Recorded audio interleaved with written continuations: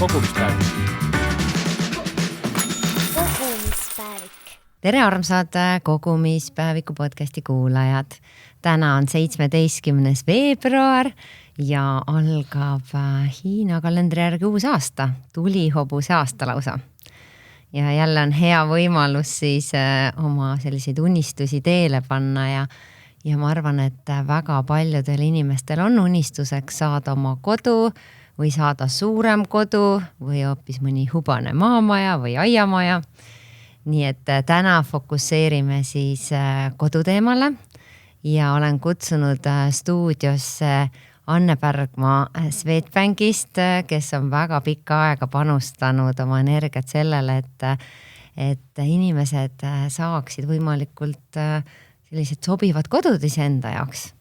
Et tere tulemast, Anne! Tere tulemast! Tervist! Väga tore on siin olla. Ja sinuga on alati põnev rääkida, sest tõesti inimeste jaoks on see teema segane ja tekib palju küsimusi ja inimeste jaoks ikkagi on tihti võetakse kord elus seda kodulaenu. Et see ei ole nii, et iga nädal käin ja saab selgeks asi. Nii et taaskord räägime siis sellest.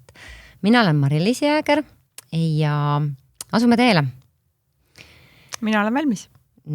Kuule, aga kui nüüd siin uus aasta algas, on sul ka mõni selline suur unistus või soov?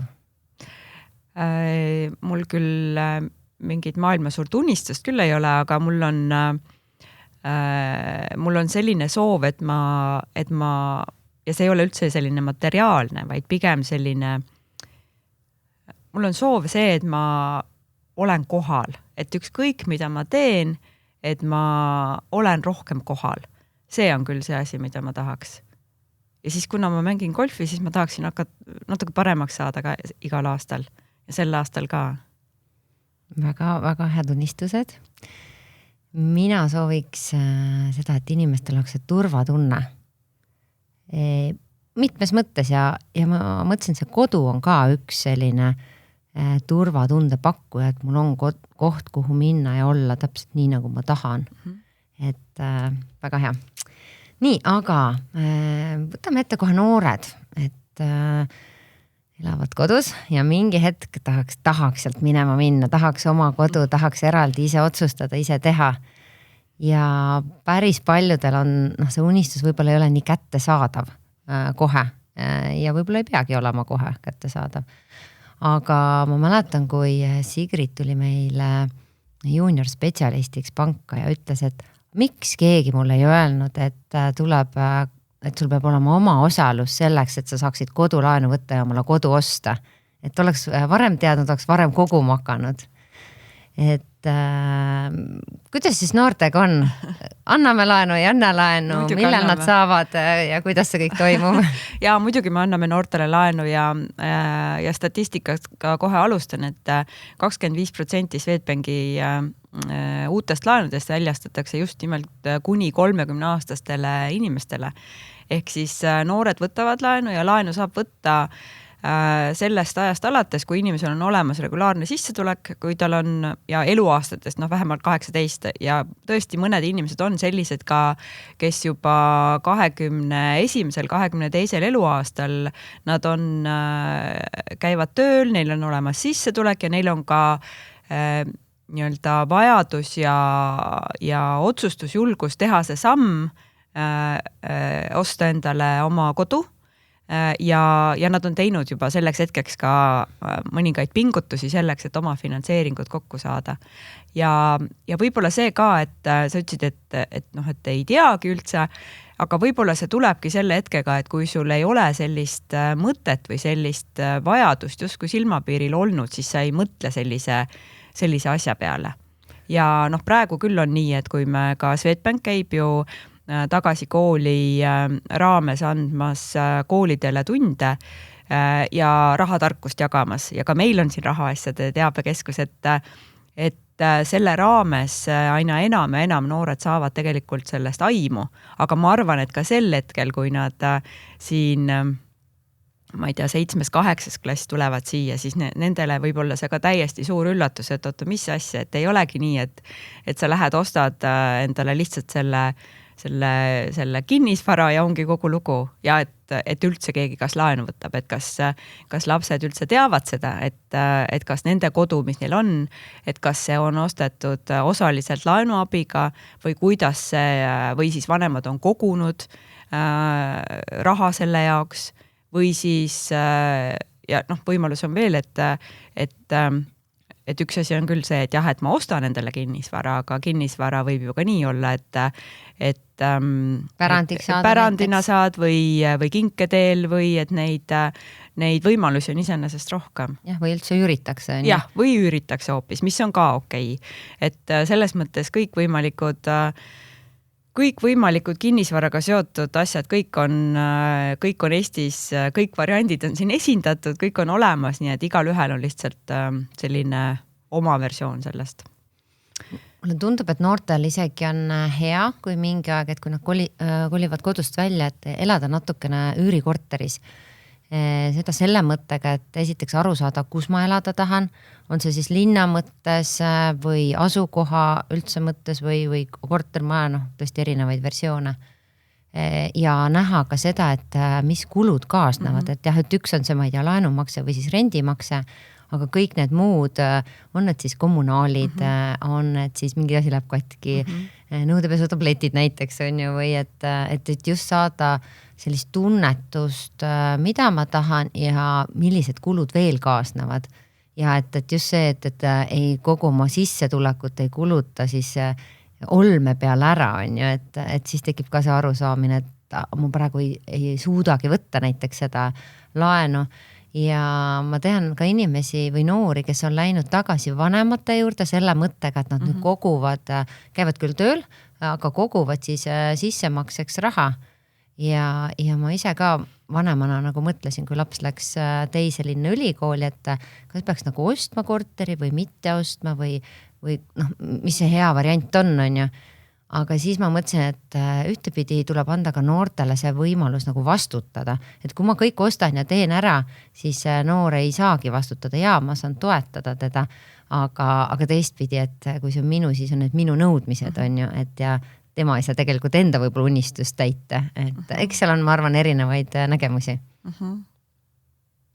Nii on jah, selles mõttes, et noortele, noored ise soetavad kinnisvara ja on ka selliseid, nagu sa selle näite tõid, et kui lapsed lähevad teise linna, siis soetatakse ka kinnisvara ja soetatakse nii, et vanemad tihti peale võtavad siis võtavadki uue laenu, just kui nagu teise kodulaenu selleks, et või kui neil on enda esimene kodulaen juba võib-olla tagasi makstud või mis iganes.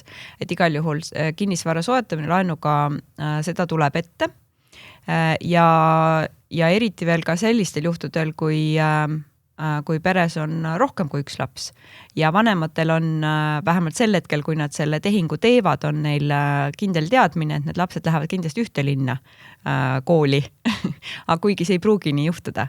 Aga see kinnisvara kui selline on olemas ja siis ei pea enam ka kinnisvaraturul eraldi otsima, vaatama, tegema, ja nad saavad seda hiljem, kui lapsed meelt muudavad, saavad ju ise välja üürida, mitte siis teistele, kes eelistavad just üürida.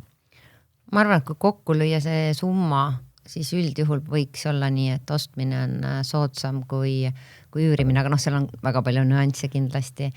Ja siinkohal on minu meelest vanematel väga oluline roll olla siis toeks, ka on see siis üüri või ka ostmisel, selle korteri valimisel, et näidata nagu suuremat pilti, et võib-olla kõigepealt vaadatakse, mis summast üldse midagi osta saab ja see, võib-olla see soov on nii suur, et tahaks nüüd kohe seda enda asja, aga siis paned nagu silmad kinni võib-olla mõne sellise punase lipukese osas, mis võib hiljem päris kalliks maksma minna. Mida sa sellel täpselt mõtled? No ma mõtlengi, et kui on vanem näiteks korter, et kommunaalid on väga suured, et on näiteks renoveeritud midagi või siis ongi see, et juba on plaanis aasta pärast katust renoveerida või siis vastupidi ei renoveerita ja sealt saab lihtsalt läbi, et sellised asjad ja võib-olla ka nende uute puhul, seesama, et nii äge, tegelikult on ju kihvt, kui sul on uus korter, uus maja, aga seal võivad olla need kommunaalid ka päris kõrged, et on soojustuse kasvalt tee näiteks maja ees või on see valgustus. ja pluss veel see, et sa pead siis täiesti sisustuse otsast lõpuni tegema, mis on iseenesest väga tore protsess, aga see nõuab ikkagi ka teatud kulutusi, väljaminekuid, planeerimist. Aga tulles tagasi nüüd nende veidi vanemate varade juurde, siis seal iseenesest on see, et see hinnatase ju peegeldub selles, milline see vara on. Ja kui seal täna ei ole renoveerimist tehtud, et ta on pigem sellises keskpärases seisukorras, siis selliste varade puhul seal tõenäoliselt on mingisugune potentsiaal ja seal peab siis arvestama sellega, et okei, et kas mul endal on seda pealehakkamist ja aega sinna panustada sinna, kui see on korteriühistu tegevustesse ja arvestatakse seda, et millised on naabrite huvid ja soovid. Et üks asi on see, et okei, et kui sa ütlesid, et aasta pärast hakatakse katust vahetama, see on väga positiivne. Järelikult ollakse juba kuskil teel, mingisugused kokkulepped on juba tehtud ja see on väga-väga hea. Pigem on võib-olla ohumärk see, kui ei ole üldse mingeid plaanigi ja ei hakkagi midagi kujunema. Et see ostu seisukohast oleks võib-olla isegi ohtlikum kui see, et tõesti varsti hakkavad asjad lahenema ja olen ise initsiatiivikas, võtan korteriühistu tegemistest ja läbirääkimistest osa. Ja sa juba rääksid naabritest ka, et ma saan aru, et see on veel väga oluline, et millised su naabrid on. Aga laenus me naabreid ei hinda kuidagi mingilgi moel, et selle peab ikkagi see, kes ise ostab, me oleme väga sellel seisukohal, oleme seal alati ka välja öelnud, et kinnisvara ostab ikkagi inimene ise ja pank on siin finantseerija, et et meie küll saame öelda, millistel tingimustel me laenu väljastame, aga selle kodu valib ikkagi inimene ise, sest tema on ju see, kes seal elab ja kellele see tema ju hoolitseb oma kodu eest ja hoiab seda korras. Aga kui nüüd vanem mõtleb, et ostaks korteri ikkagi pisikese ja kas siis oleks mõistlik võtta see noor inimene ka sinna laenulepingusse selle mõttega, et kui ta hakkab ise teenima, et oletame, et ta praegu õpib, et kui ta hakkab ise teenima, et siis ta saab kuidagi selle laenu teenindamise üle võtta ja mingi hetk kogu selle kodu tema nimele näiteks kirjutada või esialgu, kui võib-olla näiteks mina emana võtan, et siis ma olen ise omanik, aga me võime ju kohe ka teha näiteks 50-50 või midagi sellist. On tehtud nii ja naa, et kui inimesel ta on täisealine, tal on juba mingi sissetulek olemas, midagigi, või et siis see on võimalik. Ja teistpidi on see, et alati on hea toon see, kui laenuvõtjad ja varaomanikud on samad inimesed. Et see annab ka teatud kindluse omanikule, et ma tean, mis mu varaga juhtub, et kas see laen tasutakse kogu aeg korrektselt ja et saad silma peal hoida, et see on võimalik. Siis on võimalik ka sedapidi, et vanem võtab täiesti enda nime peale selle laenu ja ka vara, ja siis, kui ajad on muutunud, siis vormistatakse, refinantseeritakse, siis teine võtab selle üle, et see kõik variandid on võimalikud. Et siin ongi vaja lihtsalt läbi mõelda, et kuidas minu perel on praegu seda kõige parem teha, et ongi, kui sa ütled, et mingi kasvatuslik moment on seal juures, et kas ja mismoodi, siis on võib-olla ka see koht kuidagi rääkida, et mis osa seal siis täpselt on, et kas ma iga kuu siis internetipangast justkui näen, et et nüüd on see kuumakse maha läinud või on seal veel midagi. Või on siis see, et meil on küll see laenumakse küll tasutud, aga samaaegselt tulevad ju ka kõikvõimalikud kommunaalid, elekter, olmeteemad niikuinii. Kodukindlustus ka? Kindlustused, teemad, elukindlustus, kõik asjad, et selles mõttes see selline, see on, kui vanem niimoodi mõtleb, et kaasata noort juba selliste otsuste juurde, ma arvan, et see on väga, väga hea, muidugi. Aga kui nüüd noor tahab ikkagi, tahtsin intressi koha pealt küsida, et võib-olla noorel, kes alustab esimene töökoht, laene pole veel olnud, et kas võib olla nii, et temal on natukene kõrgem marginaal kui selline täiskasvanu, kellel on, ma ei tea, olnud erinevad krediiditooted juba ja ütleme, et sellist võimekust maksta on, et kas seal on ka erisus? Ma arvan, et siin ei pea üldse kuidagi mõtlema, et kõrgem või väiksem või midagi sellist, et meelde võiks jääda see põhimõte, et kõikidest laenudest, mis üldse olemas on kodulaenud kõige madalama hinnaga. Ja see ongi võib-olla see asi, et kui sul on tagatiseks enda kodu, kinnisvara, siis need kinnisvara tagatisel laenud on kõige soodsamad.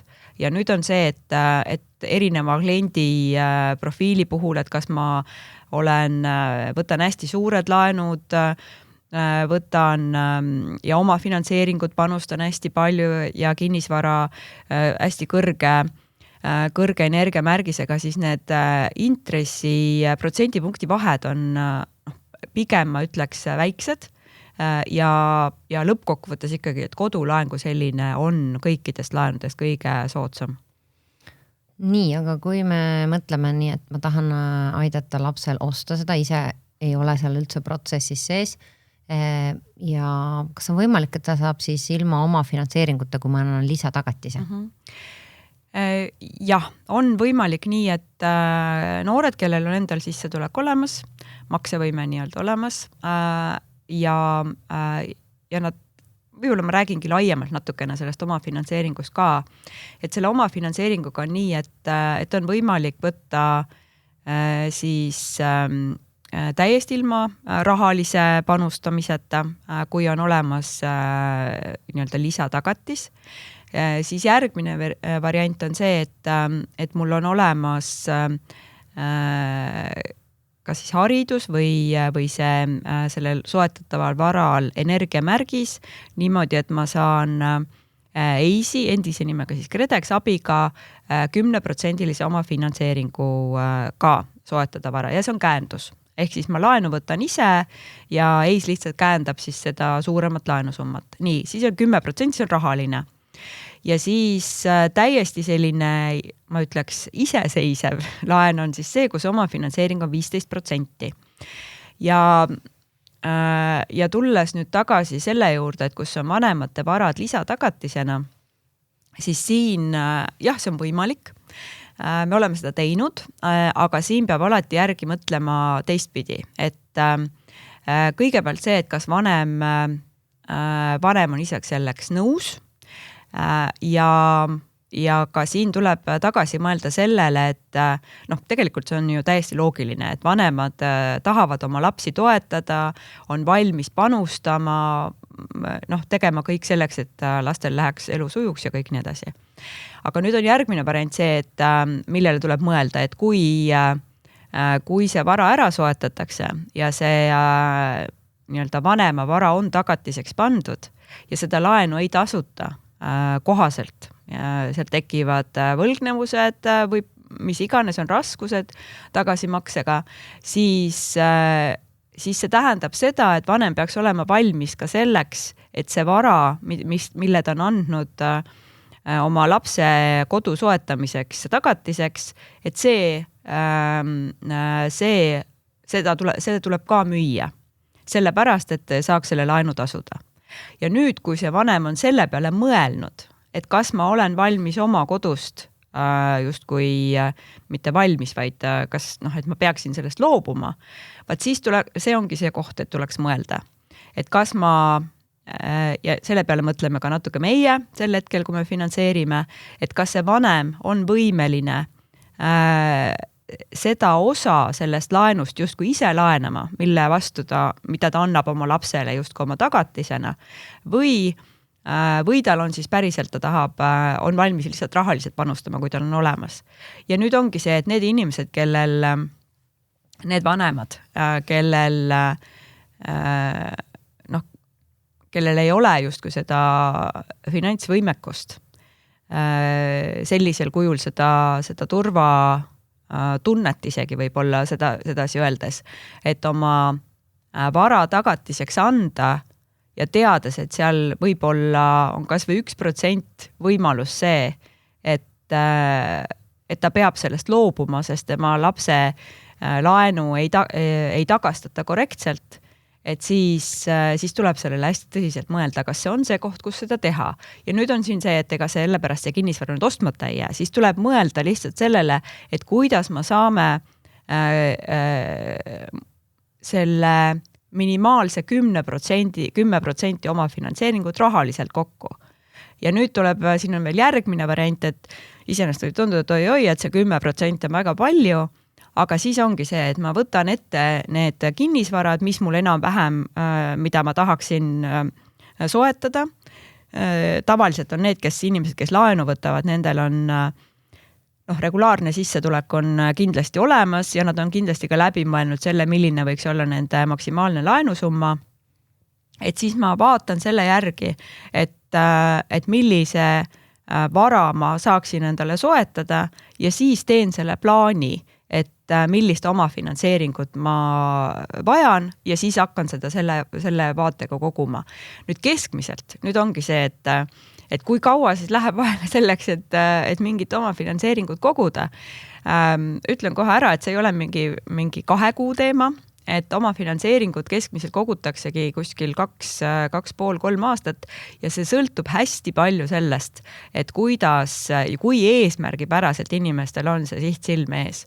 Et see 10% ja see sõltub ka veel siia lisaks juurde, et ka millises piirkonnas ma selle kinnisvara ostan. Et ongi see, et muidugi suurem osa kinnisvara tehingutest tehakse Tallinna Harjumaal, Eesti vaates 64%, kuskil 15% Tartumaal ja need kinnisvara hinnad on üle terve Eesti erinevad. Nüüd sõltubki see, et kus on see koht, kus noor kavatseb paikseks jääda, kus ta kavatseb nüüd järgmised, ma ei tea, 5-10 aastat olla. Ja võib-olla siia see ka juurde, et see kinnisvara soetamine ongi selline üsna pikaajaline projekt. Üks asi on see, et mul on see oma finantseering olemas ja ma soetan selle vara, aga selle laenu võtmine, isegi kui ma võtan selle 25 või 30 aastaks, ei tähenda seda, et ma pean siis nüüd selles 1-2-toalises korteris kõik need aastad elama, et ma ei tohigi kuidagi seda vahetada või müüa vastupidi, et kinnisvara omanik teeb oma kinnisvaraga seda, mida ta tahab. Seisukorda oleks mõistlik mitte halvemaks teha, aga iseenesest osta, müüa, vahetada kõike seda omanik ise teab, mis ta teeb.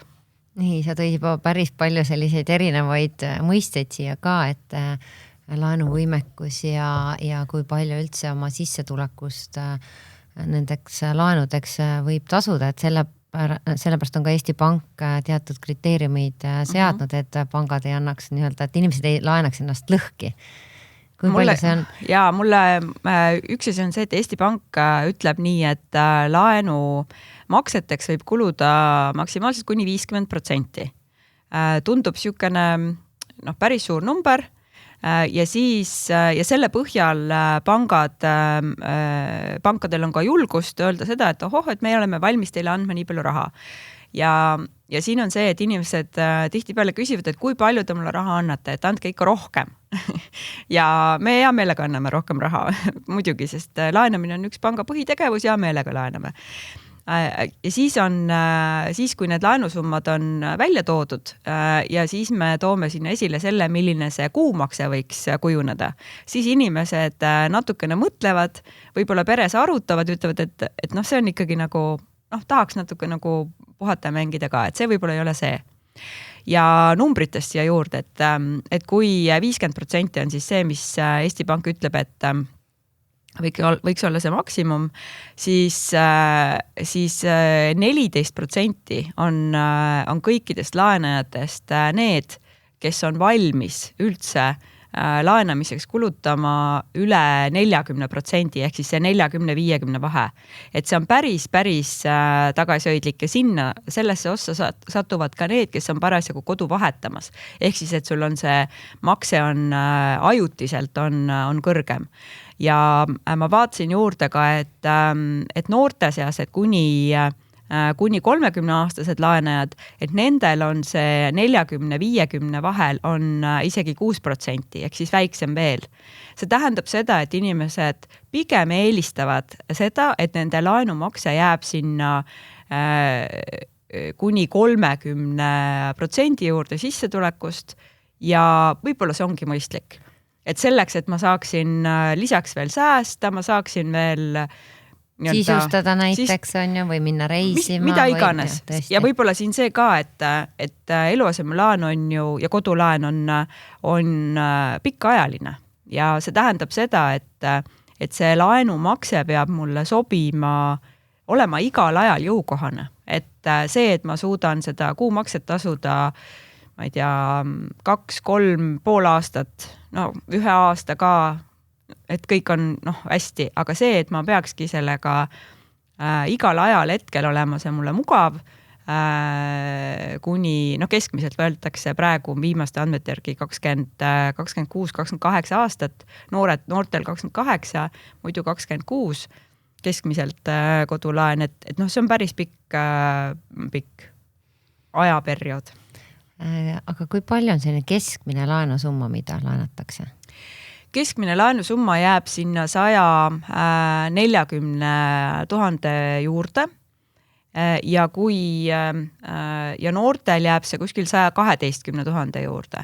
Et on erinev. Ja see erineb, see laenusumma sõltub, juba korra käis läbi, et kus piirkonnas vara ostetakse ja sõltub sellest, kas laen võetakse üksi või kahekesi. Et 43% inimestest võtavad laenu kahekesi perekonnale ja kahekesi võttes sissetulekud on natuke suuremad, siis on ka laenusummad veidi suuremad.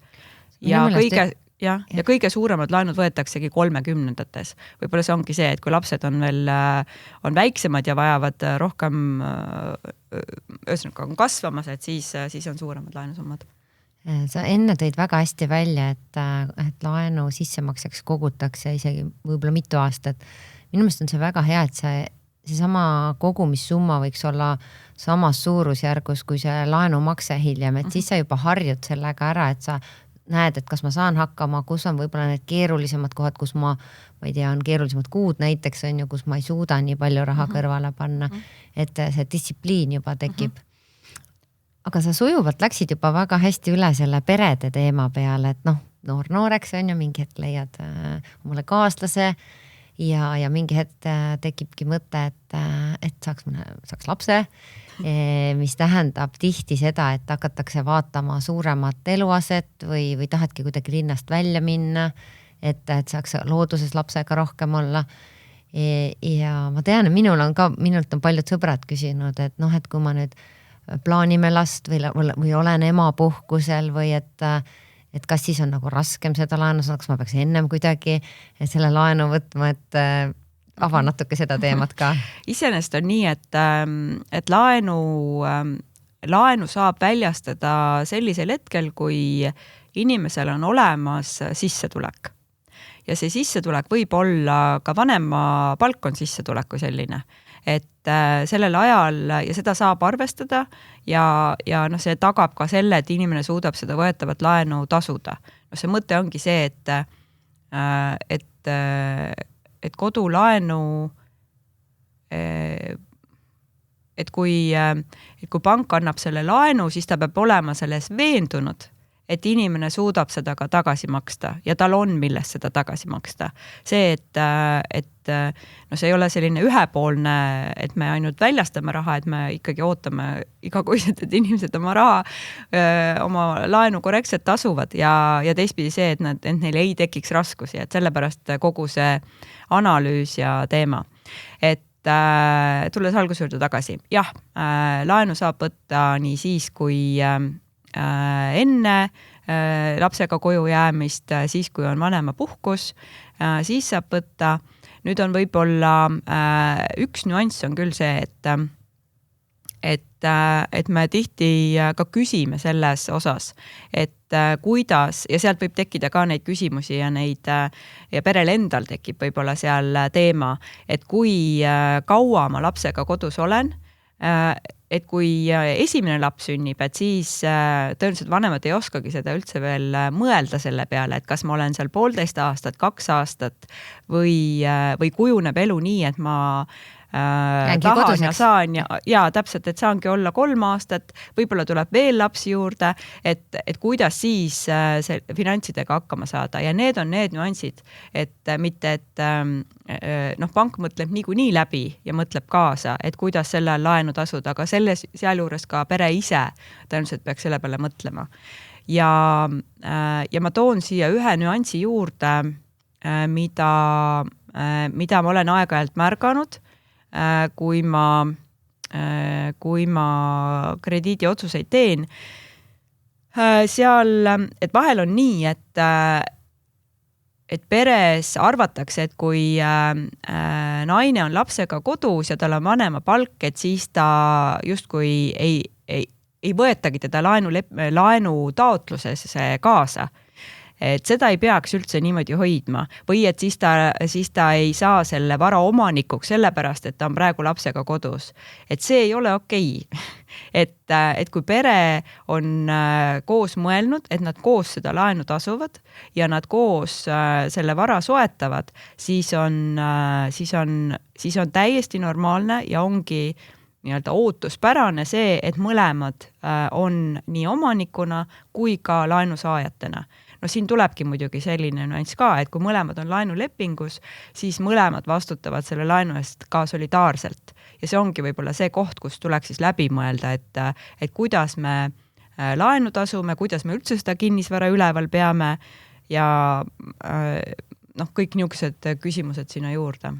Ja kindlasti mõelda, et kus see oma osalus tuleb, et kas keegi müüb, üks partneritest näiteks müüb olemasoleva vara, on ju, et see kajastuks. Ja kuidas seda omandit jagada, et kui juba nendele inimestele juurde, kes kui üks pool panustab oma finantseeringuga, näiteks, ma ei tea, käiski ekstra kuskil tööl, võõrandas oma mingi kinnisvara, sai sealt rohkem panustada, et siis ka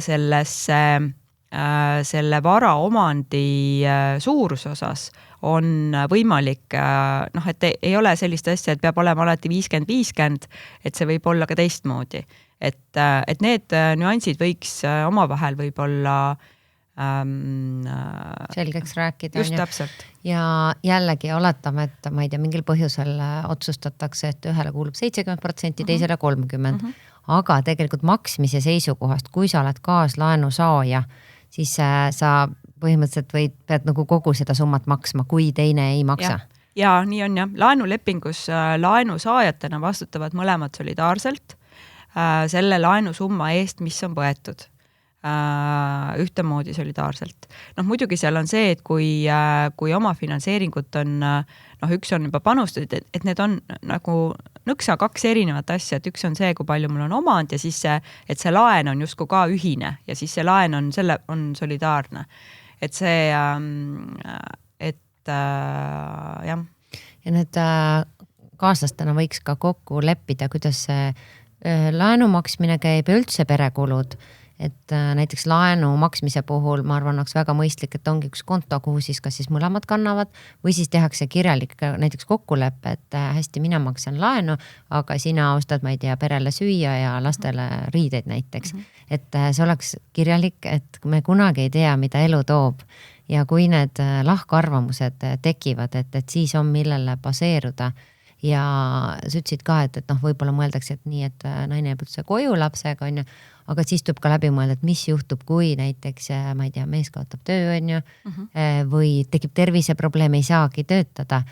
Tihti on see, küll me siis tegeleme sellega, aga jube hea on, kui on juba ette mõeldud natukene või see sama on see siis elukindlustus on ju, või laenukindlustus, et kui ükskõik kumbaga, siis ega ei pea olema see, et mees toob koju selle raha, võib-olla naine käib hoopis tööl ja mees on lapsega kodus, on ju. et see oleks läbi mõeldud ja no ega me kogu elu ette nagu nii ei saa mõelda, aga kuidagi need järgmised sammud, et mis mingeid asju me suudame ette kujutada, mis võib juhtuda, on ju. Ja võib-olla seal, kui sa juba läksid hästi sinna teise äärmusesse, et kui on keerulisemad ajad ja kui on läbi mõeldud see, et millised on meie säästud, millest me võiksime siis laenu tasuda, kui on kindlustused, kui neid ei ole. Ja siis on muidugi ka see plaan B, et kas see vara on see, kus me peame kindla peale elama või on ka see, et kui meil on hästi nii-öelda hea kinnisvara, et ta on likviidne, et mul on ka võimalus see müüa ja vahetada see teise kinnisvara vastu, mis on võib-olla sellel ajahetkel jõukohasem. Et ka sellised variandid, et kui on seda vaja, neid tehinguid teha, et sellele juba ette mõelda, et see võib-olla võtab natuke ka seda stressi maha, et mis siis saab, mis siis saab, et siis ma olen võib-olla paremini avatud sellele, et vabam valima endale uue imelise kinnisvara. Jah, ja võib-olla niimoodi kas või samm tagasi astuma oma võib-olla mugavustes, on ju. Siis veel inimesed küsivad, väga paljud tahavadki teada nii, kui palju ma nüüd laenu saan, on ju. Et seal on selliseid mõjureid ka, et kui mitu last sul on ju, või kärgperes samamoodi ikkagi, kui teisel kaaslasel on ka omad lapsed, on ju, et see on täiesti arusaadav, et sinna ju kulub ka raha ja tulebki arvestada sellega või siis ka näiteks pead vanemaid ülal, on ju. Aga siin ongi see koht, kus ma veel tuletan meelde, et pank on tõenäoliselt valmis andma teile rohkem raha, kui te ise olete valmis tasuma. Ja seepärast ongi kõige parem on see, et teha panka taotlus ja spetsialistiga need asjad läbi arutada, et milliseks kujunevad need laenusummad ja ma ei mõtle nagu laenusumma iseenesest, vaid ka neid kuumakseid, mis on lisaks need, mida ma võiksin arvestada siis kindlustuste näol, et elukindlustus, laenumaksekindlustus, mis nende point üleüldse on, et kas ma üldse olen see inimene, kes neid vajab, kas varakindlustus, siis ka seal varakindlustuses, et need on nii head asjad, et sellest ma soovitan tõesti võtta aega ja küsida spetsialisti käest nõu, et ta selgitaks neid kõige olulisemaid nüansse nende asjade juures. Ja siis, kui mul on ikkagi loogiline on see, et ma suudan oma laenumakseid niimoodi ära tasuda, et mu tavaline elukvaliteet ikkagi pigem paraneb, mitte kuidagi ei kahaneks. Ja et ma suudan oma hobidega tegeleda, et mu lastega on kõik hästi ja nii edasi. Ja vaimne tervis on ja vaimne tervis on ka korras, ja täpselt. Ja, aga kui nüüd sa oled näinud ka teistsuguseid lugusid kindlasti, kus minnaksegi lahku, et mis seal need põhilised, ma ei tea, probleemid on või mis seal see keerukus on, et millele võiks nagu varem mõelda? Kui sa küsid just nii, et millele varem mõelda, siis võib-olla ongi see osa, et kuidas laenu tasutakse ja kuidas omandit jagatakse. Sellest me juba täna põgusalt rääkisime ka. Ma tean inimesi, kes teevadki, kui koos võtavad laenu, siis vaatamata sellele, et neil on kas eraldi kontod majapidamiskulutuste jaoks, siis laenuvaatest üks pool teeb teisele, siis alati laenumakse osas teebki ülekande sedasi, et laenumakseks. Ja need on teemad, mis võiks läbi rääkida. Aga nüüd, kui lahkuminek on justkui vältimatu ja seda tehakse, siis on paar varianti. Üks variant on see, et see vara, ühine vara, mis on siis koos soetatud, see müüakse ära.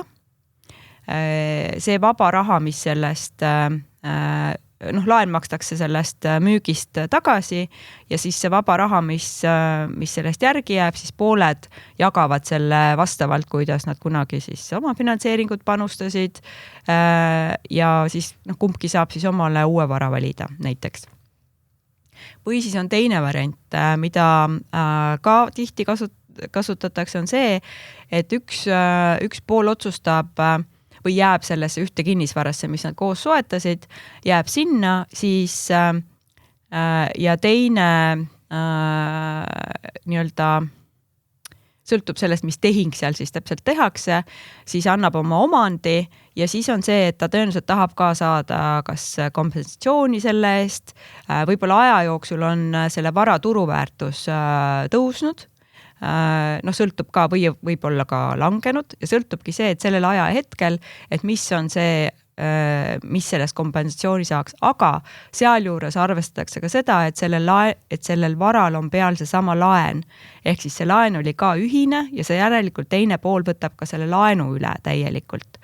Ja siin on nüüd see nüanss, mida pank vaatab, on ka see, et kas sellele, kes sinna lepingusse alles jääb, et kas talle on sellel hetkel see laen jõukohane tasuda, sest et isegi nendel juhtudel, kus inimesed on tasunud nii laenu, kõiki võimalikke kulutusi ja nii edasi, et see maksekoormus tõenäoliselt tõuseb ja me peame sel hetkel siis hindama, et kas see teist poolt on võimalik üleüldse sellest lepingust vabaneda niimoodi, et see, kes sinna lepingusse alles jääb, et ta selle kohustusega hakkama saab. Ehk te hindate nagu uuesti selle inimese maksevõimet, on ju. Täpselt. Ja võt, vist see ongi see teema, mida ka aeg-ajalt kõrvu satub, et ma ei saa sellest lepingust välja, on ju.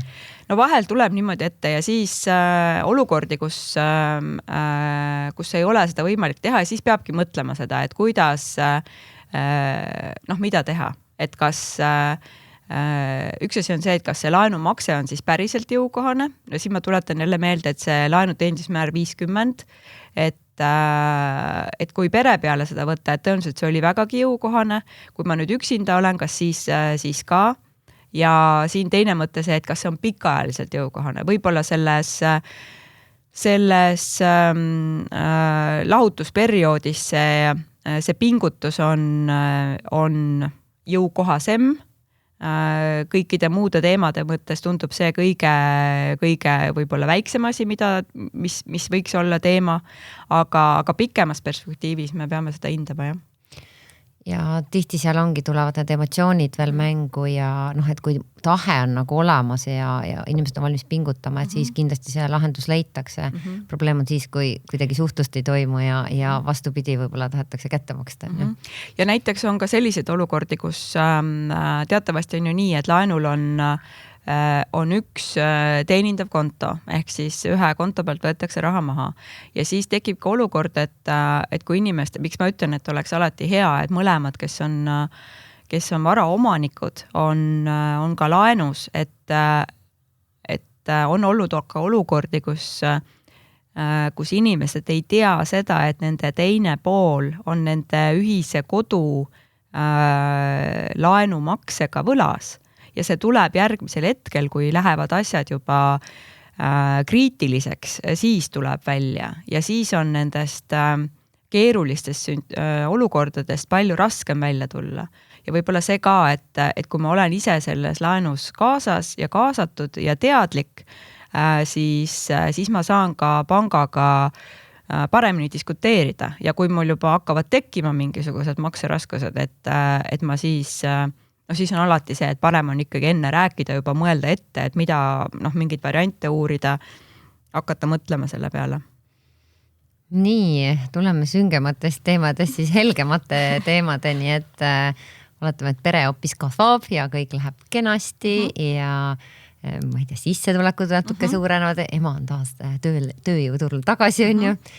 Ja tekib mõte, et tahaks nüüd näiteks hoopis korterist majja kolida. Et tundub, et nagu täitsa saaks hakkama selle kohustusega ka. Et esiteks, et kas on kuidas seda mõistlik teha oleks? Seda tehakse nii, siin on ka mitu varianti, üks on see, et kas me nüüd kolimegi terve perega siis korterist majja või on ju veel ka niimoodi, et korterist ridamajast majja või siis otse korterist majja, noh, kõik võimalikud variandid, aga selle jutu mõte on see, et kas ma vahetan kodu või ma soetan endale uue kinnisvara ja mõlemad on okei. Et on koduvahetus ja see sõltub nüüd ka sellest jälle, et üks asi see, et kui palju ise ollakse valmis tasuma, laenumakseteks üleüldse ja teine see, et kas ma tahan mõlema majapidamise tegeleda, siis on viimasel on hästi populaarne mõte inimestele, et et aga ma tahaksin võib-olla üürida seda kinnisvara välja, et see on ju eraldi selline nagu ikkagi, sealt hakkab kohe raha tulema. Et need võimalused kõik on võimalikud, aga ma tulen tagasi koduvahetuse juurde. Koduvahetus on siis see, et kui ma valin endale uue kinnisvara, soetan selle, ostan selle ära ja siis ma olen juba uude kinnisvarasse sisse kolinud, siis hakkan tegelema selle vana kinnisvara müügiga. Et just selleks, et ma ei peaks oma perega vahepeal kas üüripinnal või vanemate juures, kõik lapsed, koerad, kassid, kõik kaasas kuskil külas olema, vaid et ma saan kolida ühest kodust teise ja siis rahulikult tegeleda varamüügiga. Et see on tavaline koduvahetus. Ja siis on selline koduvahetus, mis on justkui nagu kolimise moodi. Et on see, et ma küll soetan endale selle maja või ehitan maja, natukene rohkem stressi, aga ka võimalik. Soetan maja ja siis selle olemasoleva kinnisvara plaanin või üürin välja. Siis see on ka võimalik. Ja nüüd pangavaatest mõlemad variandid on võimalikud, kui inimesel on olemas piisavat sissetulekut, et need laenud ära tasuda. Ja jah. Kas seda üüri sissetulekut, renti ka arvastatakse? Sa pole ju veel tegelikult välja seda üürinud. Potentsiaali, seda me maksevõimes ei arvesta eraisikutel ja võib-olla ei ole seda ka mõistlik teha, sest need, kes on kinnisvara välja üürinud, need tõenäoliselt tunnevad kohe seda äratundmishetke, et see üürikinnisvara ta toob sulle ka küll tulu, aga see võib mingil ajahetkel olla väga ootamatu kulu. Et kui sul üürnikuga midagi, ma ei tea, läheb, midagi on pahasti. Ega näiteks talvel praegu ta kolib ära ja sul on 3 kuud, 4 kuud maksad neid kõiki kommunaale, mis on, ma ei tea, korda 2. Ja sa ei leia kohe endale uut sobivat üürilist või sa pead sellest ootuspärasest üürihinnast alla tulema või siis on see, et üürikorteris need asjad juhtuvad kuidagi purunema või katki minema täiesti ootamatult, et sa omanikuna vastutad selle vara eest täiesti ilma, kas seal on üürnik või ei ole, kas sul see rahavoog sealt tuleb peale või ei, et selle kõigega peab arvestama. Iseenesest ongi, et pangavaatest, kui inimene suudab oma regulaarsest sissetulekust laenud ära tasuda, siis tal võib olla mitu kinnisvara ja mitu laenu. Aga seal ongi see, et päris paljud mingil hetkel ikkagi ütlevad, et see on ikka paras peavalu ja et nad pigem ma ei tea, valivad hoopis kuskil mingid investeerivad kinnisvarasse läbi fondide või midagi, mingid muud teed pidi, mitte siis läbi üüri ise omanikuna olles.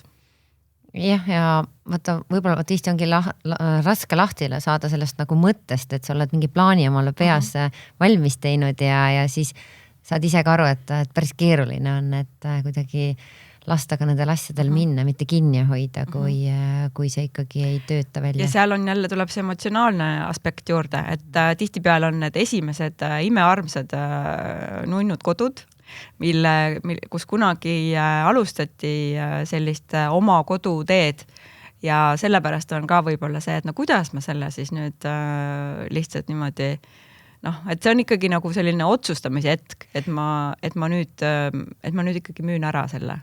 ja ega väljaüürimisega on täpselt sama, täpselt. Et sul on nii hästi hoitud ja siis see esimene üürnik sul kuidagi lagastab ära, siis mõtled, no kuidas nüüd siis nii on ju.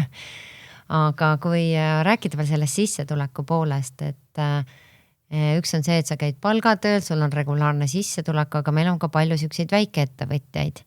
Et kuidas siis nende inimeste puhul seda sissetulekut arvestatakse, eriti kui ta ei ole selline regulaarne? No laenu vaatest me hindamegi just ikkagi seda regulaarset sissetulekut ja me hindame seda selle vaatega, et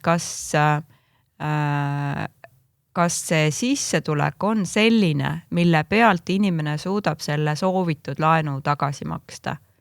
Et me peame, pank peab olema veendunud selles, et see laen on laenuvõtjale jõukohane pikaajaliselt. Et inimene ise tõenäoliselt on selles kindlasti veendunud, aga meie peame olema ka selles veendunud. Ja sellepärast ongi see, et me küsime siis ettevõtjatelt nende ettevõtete kohta andmeid, küsime bilansi kasumiaruannet, kui pikalt on tegutsenud, millega on tegelenud, kes on tema suurimad koostööpartnerid, et me küsime natuke rohkem kui lihtsalt laenutaotlust ja selle varaeksperthinnangut. Et just selle jaoks, et hinnata selle sissetuleku jätkusuutlikkust. Ja paljudel on veel, et on välja maksmata näiteks kasum, et aga ta ei võta nii kõrget sissetulekut või palgana välja, sest ta näeb, et tal pole seda lihtsalt vaja. Et siis jällegi ma saan aru, te hindategi. Et me hindame ka seda ettevõtet ja ettevõtjate puhul me hindame ka ettevõtet just selle põhjal ja seal on ka kahtepidi. Et sa tõid praegu sellise näite, kus on justkui nagu raha on rohkem, aga teinekord juhtub ka nii, et inimesed justkui boostivad enda sissetuleku hästi ülesse ja siis me hindame ettevõtet ja me saame aru, et see ettevõte tegelikult ei suuda sellist sissetulekut oma omanikule pikaajaliselt tasuda. Ja see on ka võib-olla selline diskussiooni koht, et kuule, et kas see on nagu päriselt reaalne või et kuidas need numbrid kujunevad. Et seal on mõlemad pidi. Ja siis see on selline aus vestlus ja arusaamine, et kus on see, küsimus on alati siis selles, et milliseks see laenusumma kujuneb ja milline on see meie, et kas meil on veendumus, et see laen sellisel kujul tagasi tuleb, sest pank peab olema laenamisel jälgima vastutustundliku laenamise reegleid ja see oma olemuselt tähendabki seda, et see laen peab olema inimesele igal ajahetkel jõukohane. Eks ta päris keeruline ole ja eks ta tekitabki neid emotsioone ka, et kuidas sina tead, kuidas mina ikkagi hakkama saan. Ja eks meil on teatud professionaalsus võib-olla aja jooksul tekkinud, aga seal muidugi see on emotsionaalne teema ja eriti veel sellisel juhul, kui ma olen siin korduvalt rõhutanud ja see liiga tegelikult on, et enamikel juhtudel pank on valmis andma rohkem laenu, kui inimene ise tahab võtta või isegi nagu tagasimaksmise vaatest. Ja siis on väiksemad juhtumid on need, kus võib-olla pank ütleb, et siin on võib-olla see natuke liiga suur summa, et kas oleks võimalik läbi mõelda. Ja siis on see, et siis on see variant muidugi see, et kas on äkki omafinantseeringut võimalik rohkem panustada ja kus see omafinantseering täpselt siis tuleb ja hinnata ka seda poolt, et laenamise vaates see ongi see selline, et variante on väga palju. Need tuleb lihtsalt läbi rääkida ja otsida seda võimalust, et kuidas sellel konkreetsel juhul oleks seda võimalik lahendada. Aga mida pank vaatab analüüsi käigus, et ma tean, on jällegi juhtumid olnud, kus siis oma finantseeringut, ma ei tea, laenatakse kokku, et tegelikult see on juba ka ju laenukohustus, et inimesel juba on olemas mingid laenud on ju, et kuidagi inimesed nagu ei mõtle selle peale või ma ei tea, siin vahel küsitakse, et kui ma ei tea, kuskil kasiinos käin või ma ei tea, lotopileteid ostan või, et kas on mingid kuidas nagu valmistuda siis, et olla nagu panga silmis ja ka panga silmis laenamiseks valmis, mitte ainult enda arvates on ju. Selleks kodulaenu puhul on see, ma ütleks, et on natuke lihtsam, sellepärast, et kodulaenu puhul ongi see oma finantseeringu osa ja inimesed on reeglina, nendel on sissetulekud olemas, kõik on hästi. Aga siis on valmisolek ongi see, et ole hea, maksa enda kohustusi õigeaegselt. Ja see on võib-olla kõige olulisem, et ma arvan, et igas pangas hakkab pangatöötajal natuke käsi värisema, kui ta näeb, et see konto väljavõte kubiseb maksevõlgnevustest. Et see on selline riski võtmise koht ja võib-olla siis tekibki, et võib-olla siit alati on küsimus see, et kui palju sa raha annad ja siis, kui see tõenäosus, et sa raha tagasi ei saa, see on kõrge, siis ongi see, et võib-olla mitte täna. Et ehk siis makseajalugu, et see on hästi oluline. Siis, ja see on võib-olla kõige sellisem, kõige asi. Ja võib-olla teine, mida juurde tuua, ongi see kodulaenu puhul oma finantseering. Ja kui me juba tegelikult näeme seda, et see oma finantseering on, kas siis nii-öelda aja jooksul on juba kontol ka, inimene on säästnud, on tegelenud sellega. Või siis on näiteks ka olemas ühe laenu, kui mul on juba üks laen olemas ja ma sinna teen neid kuumakseid ja mul eraldi ei ole kuskile kogunenud, siis iseenesest juba ka selle olemasoleva laenu tasumine, juba see on tegelikult sääst. Sest see vara on ju minu oma ja siis need laenumaksed justkui tõstavad omakapitali, et selles mõttes see on ka sääst. Aga need kuumaksed on kõige olulisemad. Ja regulaarne sissetulek on ka. Ja rohkem polegi vaja. Nii, ja siis väga kuub teema on kogu aeg see, et küsiks intressi hoopis alla või viiks selle laenu teise panka. Tihti viiaksegi selle pärast on ju, et kuidagi kuskil on odavam, näiliselt vähemalt. Alati intressi kohta küsimine on väga, väga normaalne küsimus ja seda võib alati teha. Ja ma ütlekski nii, et ega laenusaajana ma ei, võib-olla minu professioon on hoopis midagi muud, et ma igapäevaselt võib-olla ei ole kogu aeg kursis sellega ja ei peagi olema.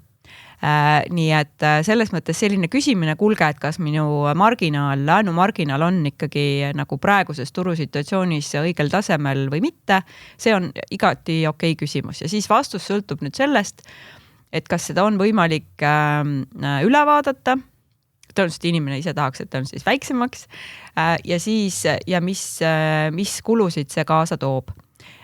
Ja tihti on, need, kes täna laenuturul on, nemad võib-olla ei pruugigi teada seda, et kunagi anti laenusid välja, siis olid laenumarginaalid olid alla 1%, et tänapäeval selliseid laenusid enam ei ole. Ja inimesed ei pruugi ka seda teada, et tema laenulepingus see intressimäär, mis seal on, see koosneb siis 2 komponendist. Üks on Euribor ja teine on marginaal ja nad näevad oma internetipangas siis seda intressimäära kokku, siis nad vahest ajavad nagu segamini selle, et kas see 3,6 on nüüd marginaal või see on intressimäär kokku. Et seal või seal on mingi teine number, et mis asi see täpselt on. Et seda peaks võib-olla vaatama või siis kui tekib nagu segadus, et mis asi see siin on, et kuidas ma peaks sellest aru saama, kas kõik on ikkagi õige niikuinii, aga kas see on nagu minule sobiv, et siis võib alati panka pöörduda, küsida selle kohta. Nüüd refinantseerimine. Ma ütlen kõigepealt kohe ära, et meil on praegu just refinantseerimise kampaania käimas. et ootame neid, kes tahavad endale väga head laenupartnerit või kodulaenupartnerit saada, finantspartnerid, siis nad on kõik oodatud oma laenudega meie juurde. Me oleme valmis tasuma notaritasud selle laenu ületoomise eest ja seda praegu väga aktiivselt kasutatakse. Korra küsin, hindamist on ka ikkagi vaja ju teha, et kuidas me teame, et... Me praegu, kui refinantseerimine üle tuuakse, siis me küll teeme selle hindamise, aga seda eraldi inimesel seda kulu ei ole vaja teha. Aga meie ise peame küll hindama selle vara ära, kuna tegemist on uue laenu väljastamisega. Aga sa küsisid ka, et kas selle intressimarginaali pärast alati peab panka vahetama, vastus on, ei pea. Kõigepealt on alati see, et saab kui mulle enda pank väga meeldib ja mul on seal ikkagi nagu hästi, siis võib alati küsida sealt selle ülevaatamist ja tegelikult isegi nagu loogiline on nii, et ma võib-olla tahan ka vaadata mitte ainult seda ühte tingimust, vaid vaataks kõiki asju. Näiteks seda, et ma kunagi võtsin võib-olla laenu väga pikaks ajaks, et võib-olla mul on vahepeal sissetulekud kasvanud, ma oleks valmis võib-olla seda laenuperioodi isegi natuke lühendama või vastupidi, tahan nõksa pikemaks teha. Et ma soovitan mitte kinni jääma sinna ühte, et juba kui muudatust teha, siis vaadata selle pilguga, et kas ma tahan veel midagi muuta. Et siis teha kõiki asju justkui läbi mõeldud ja korralikult. Kas on juhtunud nii ka, et hoopis tõstetakse pärast seda laenumarginaali, et vaadatakse sisse, wow, sul on ikkagi päris kehva seis? Laenulepingu muudatusega on niimoodi, et see on kahepoolne ja mõlemad peavad sellega siis nõus olema. Et kui seda, et mingisuguse muudatuste käigus marginaali muudetakse, seda on ette tulnud, aga seal taga ongi see mõlemapoolne kokkulepe. Ongi näiteks, et ma ei tea, näiteks inimene tahab lisasummat ja see vanem laen on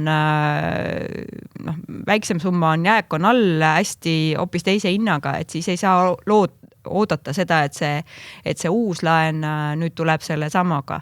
Et jah, et selles mõttes ongi, et kõik muudatused ja laenulepingu tingimused on kahepoolse kokkuleppena ja kõik asjad on just, kui seal nagu, see sõltub nendest asjaoludest, mis seal parasjagu muudetakse. Ja kui nüüd, see on tegelikult täpselt samasugune protsess peaaegu kui uue laenu võtmine on ju, et sellega kaasneb nii-öelda töö kui ka aeg, et mis kuludega peaks siis ka arvestama?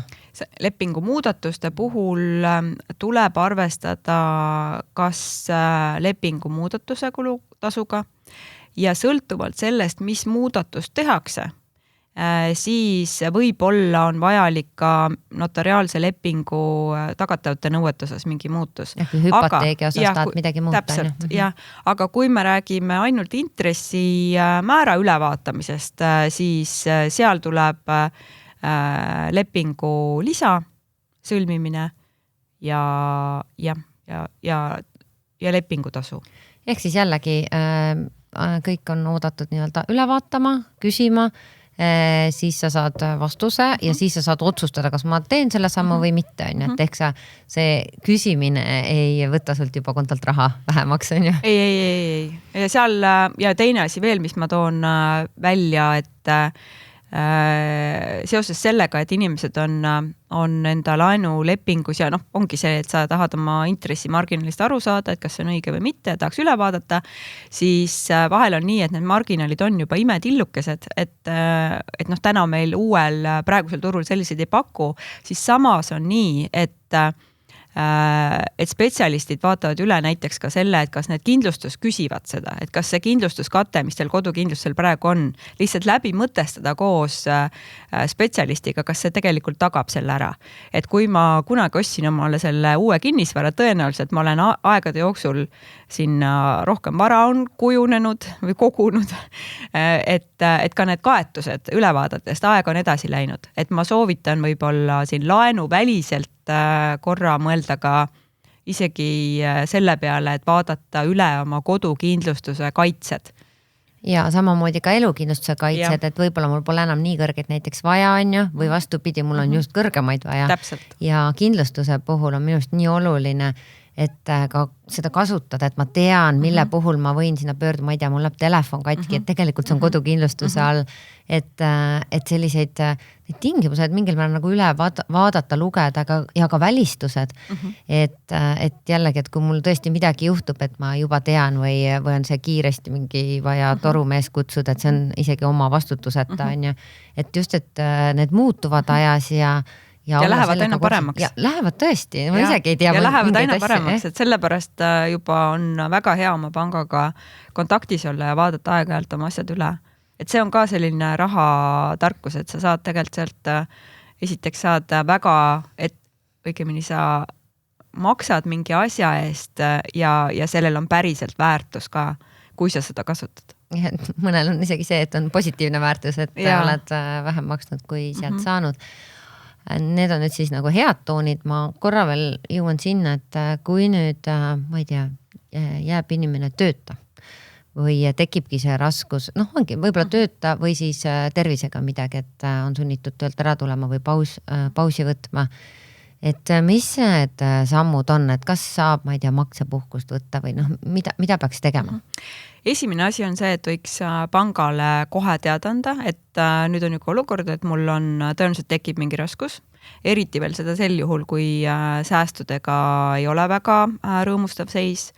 Ja jah, tavaliselt ongi nii, et esimene etapp on kohe, millele mõelda on see, et meil spetsialistid aitavad üle vaadata kõik kohustused, mis on, ja siis mõelda selle peale, et kus on mõistlik teha siis mingi lepingu muudatus. Et jah, esimene asi kontakteeruda pangaga. Pausi saab võtta või? Et ma nüüd mõnda aega ei maksa näiteks. See ongi maksepuhkus ja maksepuhkus reeglina me teeme põhiosa maksepuhkust. Ja mis tähendab seda, et intressimakseid tasutakse edasi, aga seal on nüüd selline nüanss, et kui see on päris laenu alguse poole, siis need intressimaksed on üsna krõbedad veel. Kui laenu on juba mõnda aega makstud, siis ta annab olulise efekti. Ja see on ka just see, millele ma just viitasin, et hea oleks korra spetsialistiga üle arutada, et kui on küll näiteks kodulaen, aga võib-olla inimesel on veel ka mingeid muid laenusid lisaks. Ja siis ja sõltub muidugi ka sellest, et mis asi see täpselt nüüd on, et mis nüüd juhtus. Et kas ma näen ise ennast kohe aktiivselt tööturule õige pea tagasi tulemas või on mingi, ma ei tea, näiteks haigusega midagi, et ma tõenäoliselt ei näe praegu, et kuidas ja millal ma tagasi tööturule naasen, et kuidas mu regulaarne sissetulek taastub. Ja siis ongi nüüd täpselt see variant, et peab mõtlema selle peale, need lühiajalised plaanid ja siis pikemaajalised plaanid. Ja pikemajaline plaan on see, et kas see vara mulle on jõukohane pikas plaanis või mitte. Ja kui ei ole, et siis ma saan ise hakata mõtlema selle peale, et kuidas seda vara müüa ja eelkõige muidugi selle eesmärgiga, et valida endale juba siis selline järgmine vara, mis on jõukohasem.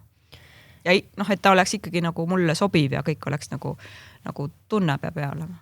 Jah, et kui vaadata elukaart, siis võib-olla mingi hetk ongi see, et enam sa ei vaja nii suurt elamist ja kuidagi ka kogu perega läbi arutada see sama jälle, et kuule, nüüd on olukord muutunud, on ju, et ollagi hästi aus ja tihti kuidagi tahame seda elustiili nagu jätkata, võib-olla mida me isegi ei saa enam.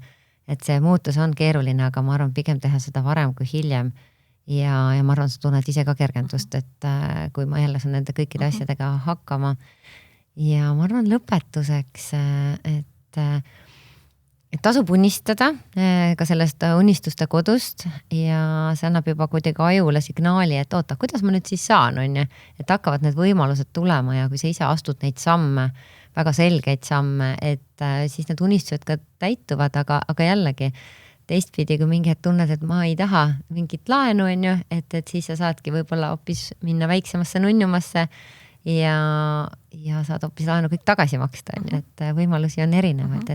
Võib aeg-ajalt kinnisvaraportaali lahti teha ja vaadata sealt, et millised on need kinnisvarad, mis mulle võiksid sobida, mis mulle meeldiksid, millises piirkonnas üleüldse midagi soetada, millises linnas, et see on tõenäoliselt annab unistuste täitumisel aitab kaasa.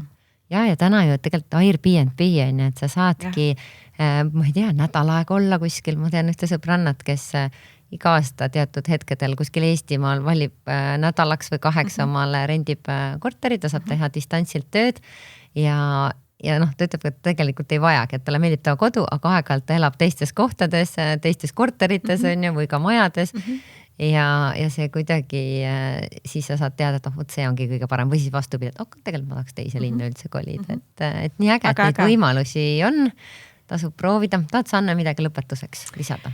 Ma lisan, kuna me oleme täna palju siin laenu teemal rääkinud, siis ma lisan selle juurde, et kinnisvara ostmisel või kodu ostmisel on see kõige keerulisem asi võib-olla see, et leida endale see kõige sobivam kinnisvara. Ja ma julgustan jätma selle laenu teema panga hallata ja sealjuures muidugi mitte ära unustada seda, et pangal, et see on ikkagi nagu kahepoolne, aga et küsige laenu ja küsige laenu kohta kõikvõimalikke küsimusi haldurilt, aga et see kodu valimine, et see oleks sujuv ja et see saaks olema selline vara, mis on tõesti see, et sa mõtled nagu, et mul on hea meel, et mul on just selline kodu, nagu see on. Ja ma tean, et tihti küsitakse, et kas praegu on õige aeg kodu ostuks? Jaa, küsitakse siis ma ütlen sellele muidugi on. Kui sul, ja eriti veel sellisel juhul, kui sul praegu ei ole kodu, mis sulle sobib või ei ole päris see, et sa tahad midagi muud, siis on õige aeg. Siis on õige aeg hakata otsima, sest ega see, et sa leiad selle enda vara, et see ei ole nii, ei pruugi olla nii. See võib tõesti juhtuda nii, et sa lähedki esimesse kohta ja leiad, et vau, täpselt minu oma ja kõik kujuneb, aga reeglina on ikkagi nii, et kodu ostmine võtab või leidmine õigemini võtab aega kuskil pool aastat ja laenu võtmine sealjuures on väga lihtne, et sellega läheb kuskil, ma ei tea, paar nädalat vastuse me saame juba esimese kontakti võtame päeva jooksul, vastused nädala jooksul, notarisse ka suhteliselt kiiresti, et see kodu valimine on kõige olulisem. Nii et edu sellega ja see on väga, väga äge, kui sa leiad selle õige asja.